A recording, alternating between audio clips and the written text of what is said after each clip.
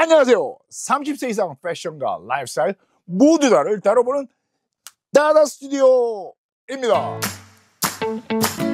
제가 어떤 사람인지 궁금하시다면 영상 위 카드를 클릭하시거나 설명만 보시면 되고요. 제 개인 인생살이 백그라운드 아는 것도 재미가 솔솔 하실 겁니다. 그리고 인스타도 링크 걸어뒀으니까 스타일링 하는데 큰 도움 되실 거예요. 팔로우 꼭 부탁드립니다. 특히 구독자님들 중에서 여태껏 모르셨던 분 계시거나 아직 팔로우 하시지 않으셨다면 링크 클릭해서 들어오셔서 팔로우까지 꼭 부탁드릴게요. 여러분들 새해 목표는 다들 세우셨죠? 오늘은 2025년에 하지 말아야 될 것, 피해야 될 것에 관해서 얘기해 보려고요. 물론 지극히 제 개인적인 의견이기 때문에 걸러서 들으시고요. 이 가이드라인을 따르시면 제 생각엔 여러분들도 정말 좋아하고 아끼는 옷들로만 옷장을 채우는데 큰 도움이 될 거라고 생각합니다. 그리고 무엇보다도 현명한 쇼핑으로 돈도 절약할 수 있을 거고요. 오늘 이 영상의 모든 컨텐츠는 극히 제 개인적인 의견일 뿐이니까 염두에 두시고 아시겠지만 패션엔 정답이 없잖아요. 어쨌든 들어가 보시겠습니다. 가보시죠. 첫 번째, must have item. 모든 남자가 꼭 가지고 있어야 될 필수템. 이런 제목으로 정말 많은 웹사이트에서 게시글 그리고 영상들이 뭘 사야 되고 뭘 사지 말아야 되는지 알려주고 있잖아요. 어떨 때는 여러분이나 나한테 정말 필요 없는데 꼭 필요 없는데도 추천하는 컨텐츠를 볼 때는 약간 헷갈릴 때도 있지 않아요? 저도 약간 그럴 때가 있어요. 저는 여러분이 이런 것들을 대할 때 신중하게 생각하고 받아들였으면 해서 오늘 지금 말씀드리는 건데, 이런 컨텐츠를 만들 때는 저도 그렇고 만드는 사람들도 그렇겠지만 보통 크리에이터의 주관적인 생각들이 반영될 수밖에 없다는 걸 아셔야 돼요. 물론 그게 나쁘다는 건 아니에요. 특히 여러분이 신뢰하는 믿는 크리에이터를 정말 찾았고 그 사람의 스타일과 여러분이 지향하는 스타일이 비슷하다면 더 헷갈릴 수도 있을 거예요. 이걸 사야 되나 말아야 되나 하고. 근데 must have item 컨텐츠는 사실 너무 기본적이고 너무 일반적인 경우가 대부분이에요. 그래서 제가 말하는 걸 여기서 오해하시지 말아야 될 건, 이런 기본 아이템조차도 어떻게 해야 될지 모르는 분들한테는 정말 좋은 정보가 되는 거죠. 그래서 아예 이걸 피하라는 건 아니지만 여러분들이 없는 기본 아이템이라고 해서 절대적으로 이 아이템들을 받아들여서 따라 할 필요는 없다는 거예요. 그게 포인트예요. 저는 그런 컨텐츠는 그냥 아이디어를 얻어서 지금 우리가 가지고 있는 놈들하고 스타일링을 했을 때 얼마나 신선하고 또 새로운 영감을 얻어서 유니크한 스타일링을 있을 수 있게 하는 그냥 아이디어, 영감용으로만 활용을 하고, 그리고 진짜로 신중하게 생각하고 또 머리를 써야 될 건 여러분만의 스타일을 찾는데 이런 정보를 활용하는 게 가장 좋다고 생각해요.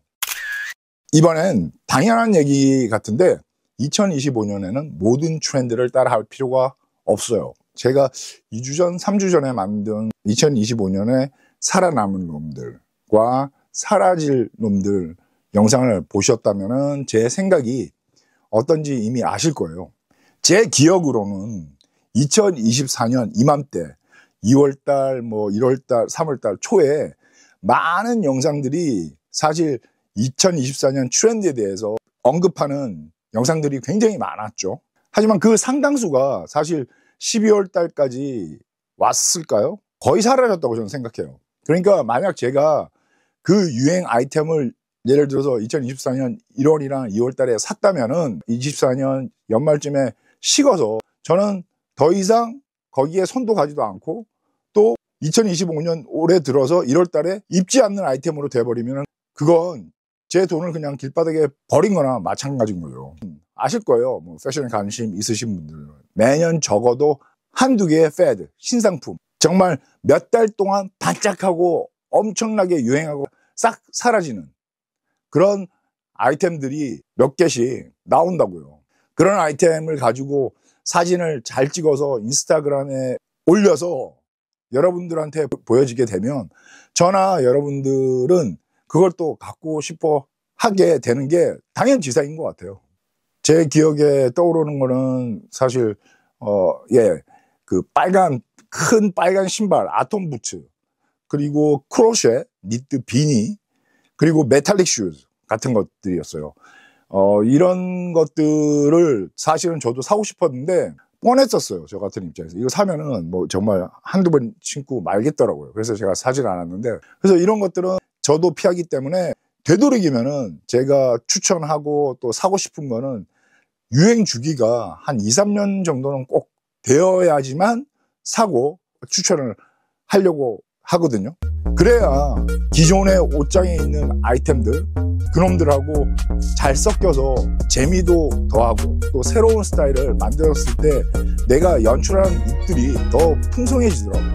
그래서 2025년에는 제가 어떤 유행을 따를지, 만약에 따르게 된다면은 조금 더 신중하게 생각을 해서 따르고 그 아이템을 살 것 같아요. 여러분들도 그렇게 했으면 좋겠고요. 다음 2025년에는 여러분 개인의 라이프 스타일에 맞는 실제 일상생활에서 어떤 옷들이 필요한지를 꼭 파악해야 된다는 거, 그 말씀을 드리고 싶어요. 저 같은 경우는 옷을 살 때, 그리고 또 스타일링을 할 때 실용성, 그리고 기능성, 편안함, 이 세 가지는 기본이고, 더 거기다가 하나 더 얻는 거는 스타일리시해야 돼요. 저 나름대로 스타일리시하게 연출할 수 있는 그런 캐주얼 아이템을 입으면서 저는 생활하는 그런 라이프 스타일을 살고 있다는 걸 저는 알고 있어요. 뭐 제가 아직까지 레드카펫 행사나 뭐 유명한 행사 가는 것도 아니기 때문에 제가 뭐 격식 있게 갖춰 입은 테일러드 숱을 가지고 있어야 되는 것도 아니고 그런 환경에서 일하는 것도 아니어서 맞춤 정장이나 뭐 수제 신발 같은 거에 정말 돈을 몇백 드린다는 거는 말이 안 되죠, 진짜로. 물론 여러분 중에 스마트 스트릿 웨어가 여러분의 스타일이고 일상복으로 그런 옷들이 많이 활용된다면 당연히 그렇게 하는 건 문제가 되지 않죠. 저는 이 업이 패션 쪽이다 보니까 예외인 상황이지만 여러분 중에 저거 그래 언젠가 나한테 필요할 거야, 아니면은 저거 입으면은 정말 괜찮을 것 같아, 입고 싶은데, 이런 경우로 해서 옷을 사지 말라는 거예요. 만약에 그렇게 된다면은 돈이 드는 것뿐만이 아니라 불필요한 짐으로 남게 돼요, 옷장에. 그걸 알고 판단을 하시라는 거죠. 저는 그냥 우리 상황에 맞게 가는 게 가장 현명하다는 걸 얘기하고 싶은 거예요. 다음은 사계절, 봄, 여름, 가을, 겨울. 근데 요즘은 계절별로 옷을 나눌 필요가 없다고 생각해요. 물론 여름용 반바지나 뭐 겨울용 두꺼운 패딩 점퍼 같은 그런 거 빼고, 또 특히 요즘은 극단적인 이 기후 변화가 그렇게 크게 없어요. 날씨가 워낙 이상하다 보니까.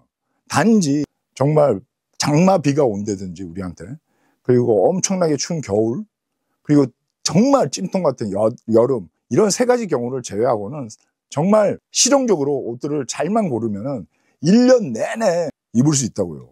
한번 생각해 보세요. 우리 대부분 옷장에 있는 기본 아이템은 사실 거의 다 사계절을 이미 커버하고 있다고요. 모르고 입고 있으신 분들도 있겠지만 많은 울 소재 옷들이 실제로 더위와 추위 모두에 잘 맞게 입을 수 있어요. 물론 두께에 따라 다르시겠죠. 가볍거나 아니면 중간 두께의 울 상의 탑 이너는 여름까지도 단품으로 이너 하나만으로도 날 수 있고, 겨울에는 당연히 레이어링으로 입기 좋다고요. 울은 자연적인 온도 조절 기능이 있어서 사계절을 다 커버할 수 있다고요. 바지로 가면 요즘 와이드 핏 바지, 겨울에 입기도 좋지만 여름에 반팔 티셔츠하고 야구 모자로 이렇게 딱 매치하면은 쿨하게 여름에도 그냥 딱이죠. 신발로 가면 저는 부츠도 마찬가지예요. 저는 요즘 부츠를 1년 내내 신거든요. 이렇게 이 모든 지금 얘기한 이너, 버텀, 신발, 이 세 가지 포인트는 우리가 조금만 머리 쓰면 돈과 공간을 모두 절약하고 또 정말 활용도까지 좋은 놈으로 스타일링까지 좋게 할 수 있다는 거죠. 다음은 분명히 이 영상 보고 있는 여러분 중에 몇 분은 이미 저처럼 여성 섹션에서 옷을 사 입는 경우가 있을 거예요. 올해 2025년에는 옷에 있어서는 성별의 다른 규칙을 지킬 필요가 없다라는 거 말씀드리는 거예요. 시간이 이제 지날수록 점점 더 남성복과 여성복의 그 경계선이 무너지면서 유니섹스로 여겨져 오고 있어요. 이미 어떤 선입견을 가지지 마시고 그냥 여성 섹션 가서 마음에 드는 게 있는지 온라인에서도 한 번씩 이렇게 보고 하는 걸 저는 추천드려요. 어떤 경우는 여성 의류가 남성 의류보다 싸고 구하기도 쉬운 경우가 많아요. 그 이유는 수요와 공급의 법칙인데 여성 시장은 아무래도 더 크고 경쟁이 치열하니까 더 다양한 컬러와 또 가격대가 다양해질 수밖에 없기 때문에 우리 남성 입장에서는 더 좋죠. 그래서 SPA 같은 경우에는 더 그런 경우가 더 많으니까 코스, 자라, 유니클로, 아르케 그런 데서 이런 반사 이익을 보시면 굉장히 큰 도움이 될 거라고요. 다 그런 맥락이에요. 그렇기 때문에 여성복 코너에 이렇게 숨겨져 있는 보석들, 그리고 빈티지 매장도 마찬가지라고요. 우리가 찾고 있는 스타일들이 사실은 여성들한테는 또 니즈가 덜해서 더 저렴한 가격의 태그에 쓰여져 있는 경우가 많다고요. 그러니까 2025년에는 라벨에 적힌 남녀 무시하고 여러분한테 그냥 잘 맞는 놈으로 고르면 된다는 거예요. 이 마지막 놈은 제가 앞에서 말했던 모든 내용과 어느 정도 연관이 있는 거라고 생각해요. SNS 온라인에서 보여지는 스타일이 지금 이 세상 전체를 보여주지 않는다는 걸 말씀드리고 싶어요.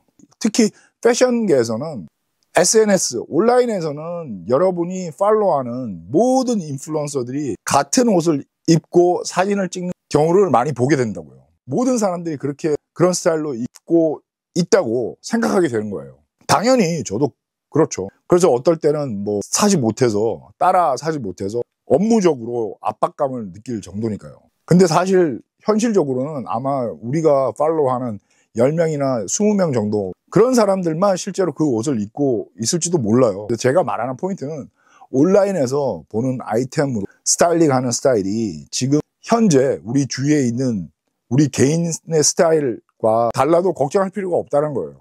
SNS는 영감, 아이디어, 그리고 재미를 위한 도구일 뿐이라는 걸 꼭 기억하자고요.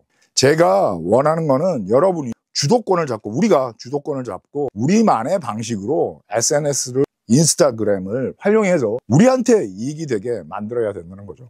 그게 키포인트예요. 오케이. 이렇게 오늘은 2025년에 올해 우리가 현명한 방법으로 옷을 구매하기 위해서 몇 가지 제가 가이드라인을 말씀드렸는데 앞에서 말씀드렸다시피 이거는 지극히 제 개인적인 경험에서 얻은 주관적인 의견이니까 여러분들한테 맞을 수도 있고 맞지 않을 수도 있어요. 근데 한 가지는 분명하게 제가 짚고 넘어가고 싶은 거는 2025년에는 그래도 뭔가 다른 새로운 방법으로 가치 있는 소비를 해보면 좋지 않을까라는 의미에서 만든 영상이니까 여러분 생각은 또 어떠신지 댓글 남겨주면 저는 너무 고맙죠. 마지막으로 한 번 더 부탁드릴게요. 구독과 좋아요, 댓글, 인스타 팔로우까지 꼭 부탁드립니다. 알았죠? 그럼 난 오늘도 피스!